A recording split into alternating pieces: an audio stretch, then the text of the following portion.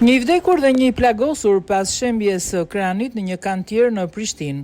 Një tragjedi e rëndë ka goditur një kantier ndërtimi në kryeqytet në Prishtinë, kur rrëzimi një Vinçi ka marrë jetën e një personi dhe ka lënë të plagosur një tjetër. Ngjarja e rëndë ka ndodhur ditën e sotme në rrugën A në Prishtinë, gjatë zhvillimit të punimeve. Makina e rëndë është rrëzuar papritmas duke zënë poshtë punëtorët që ndodheshin në të. Zëdhënësi i policisë rajonit Prishtinës, Enis Plana, në një komunikim për media tha se ai bëri me dije se 2 persona pësuan dëmtime trupore dhe u transportuan me urgjencë drejt spitalit.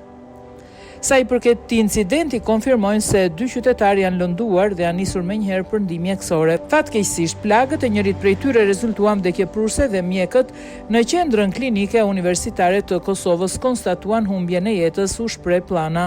Ai shtoi se forcat e policisë kanë mbërritur pavonesë në vendin e aksidentit dhe kanë kryer të gjitha procedurat paraprake.